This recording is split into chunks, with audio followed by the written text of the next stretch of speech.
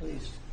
Well, Mr. President, one of your primary administration goals is to make sure that we unleash American energy, and of course the strategy behind that is when we do that, it helps make it more affordable for all Americans. Energy isn't just industry, it is the foundation of every other industry, whether it's food, manufacturing, clothing, transportation.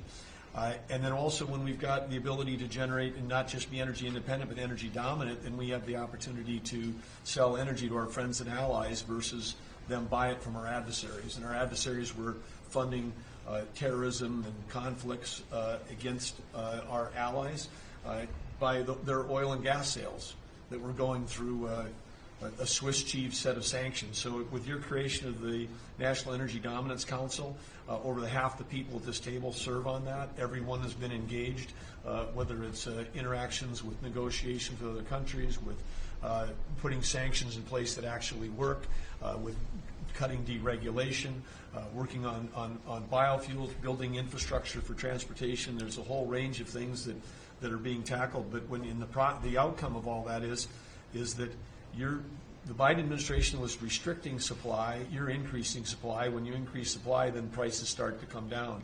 And we have a huge opportunity to do this.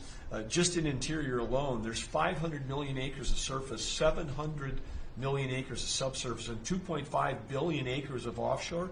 And the Biden administration was trying to restrict this so that you couldn't get a timber lease, you couldn't cut a tree, you couldn't graze a cow. You couldn't develop oil and gas minerals, and you couldn't develop the critical minerals we need for our technology, for our defense industries, and to be able to help us win the AI arms race against China. So we're opening up this, and with your executive orders and your work, we've on Tuesday, historic day, you ended the war on beautiful clean coal, which has been going on since Obama took office. China gets 60% of their electricity from coal. They're opening up they've opened up 94 gigawatts of coal in the last year as part of this AI arms race. 94 gigawatts, that's enough for 94 Denvers to be able to, 1 gigawatt per metro area like that. It's unheard of. So we have an opportunity under your leadership to come back. The Gulf of America had its first offshore lease sale, which is scheduled for later this year, but that was, the industry loved that because we're now, the Gulf of America is now open for business again. And there's as much as 7 billion barrels of oil accessible now. They've increased the upside of what they think that is. On the coal front, the estimate is the financial value of the coal in America is $8 trillion. That was an asset on the balance sheet that we've now being put back on again.